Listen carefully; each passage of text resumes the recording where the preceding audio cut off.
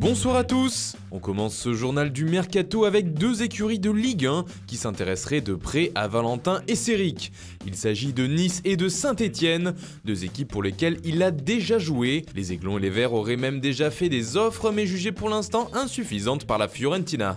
Du côté de Monaco, on ne s'arrête plus. Selon nos informations, le club de la Principauté tente d'obtenir le prêt de Petrus Boumal. Une première proposition a été lancée au FK Oural et les discussions sont pour l'instant en cours. En revanche, la situation reste floue autour de François Camano.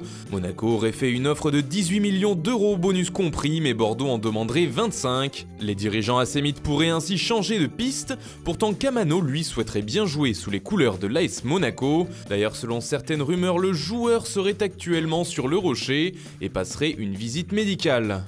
Du côté des Girondins, deux nouveaux noms sont sortis dans la presse ce week-end. D'abord celui de Riyad Boudbouz, pas vraiment en réussite avec le Betis Séville cette saison. Il pourrait ainsi rebondir à Bordeaux. Le club au scapulaire aurait fait une demande de prêt avec option d'achat au Betis, mais celle-ci ne serait pas assez élevée pour les Espagnols. Et puis les Girondins auraient une autre piste du côté de l'Allemagne cette fois. Bordeaux souhaiterait se faire prêter Shinji Kagawa jusqu'à la fin de saison par le Borussia Dortmund. Il y aurait même un accord de principe entre les deux clubs. Dans sa quête d'un milieu de terrain en janvier, le Paris Saint-Germain piste notamment Abdoulaye Doucouré, Julian Weigl ou encore Idrissa Gueye. Et récemment, certains médias annonçaient que les négociations entre le club parisien et les Toffees avaient démarré, mais selon nos informations, les dirigeants du club anglais ont signifié à l'agent de l'international sénégalais qu'un départ n'était pas envisageable en janvier.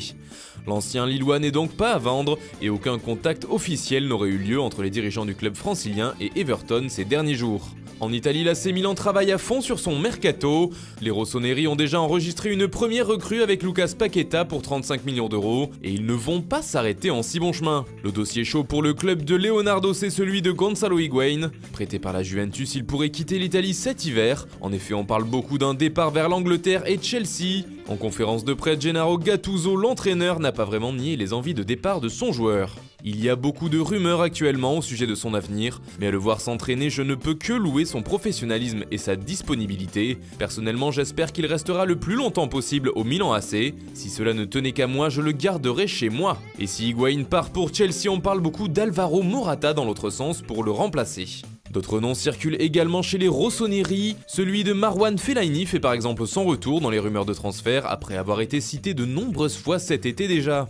L'AC Milan souhaiterait faire venir le milieu des Red Devils cet hiver, mais d'autres clubs comme Porto sont également sur ce dossier.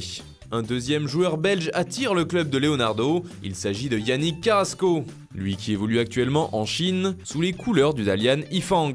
Et puis les Milanais suivraient aussi le jeune monégasque Leroy Abanda Mfomo. La Juventus serait d'ailleurs elle aussi venue aux informations du côté de l'ASM. On reste en Italie avec l'Inter qui est aussi d'attaque sur ce marché des transferts. Les Nerazzurri ont toujours dans l'idée de faire signer Luka Modric, mais a priori ce serait plutôt cet été qu'un transfert serait possible. En attendant, les interistes doivent gérer le cas Mauro Icardi et sa prolongation de contrat. Aux dernières nouvelles, une réunion est organisée ce mardi pour faire avancer les négociations. Cependant, rien ne dit qu'elles aboutiront, surtout si on en croit les dernières déclarations de Wanda Icardi, la femme et l'agent du joueur.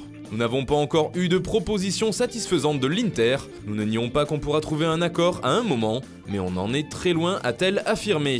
Et si Icardi devait partir, les interistes lorgneraient déjà sur Timo Werner et Christophe Piatek en vue de son remplacement. Nicolo Barella est également dans la shortlist de l'Internazionale, mais attention, le jeune joueur italien est aussi suivi de très près par Chelsea. La venue de Diego Godin pour cet été alors qu'il sera libre de tout contrat est toujours d'actualité, de même qu'un départ de Miranda en direction de l'AS Roma. Et puis c'est officiel, Mounir El Haddadi a officiellement quitté le FC Barcelone. Lui qui était pisté par l'OM, il est désormais un joueur du Séville FC pour les 4 prochaines saisons. Montpellier a officialisé l'arrivée du latéral gauche serbe Mijalo Ristic en provenance du FC Krasnodar. Enfin, c'est la drôle d'info du week-end, William Vainqueur, que Monaco avait officiellement recalé après la visite médicale, sera finalement bien un joueur de l'ASM. Face à la motivation et les marques fortes démontrées par le milieu de terrain de vouloir relever ce challenge, le club a choisi de revoir sa position, peut-on lire sur le site internet de Monaco. Voilà, c'est tout pour aujourd'hui, bonne soirée à tous, on se donne rendez-vous demain pour de nouvelles informations sur le Mercato.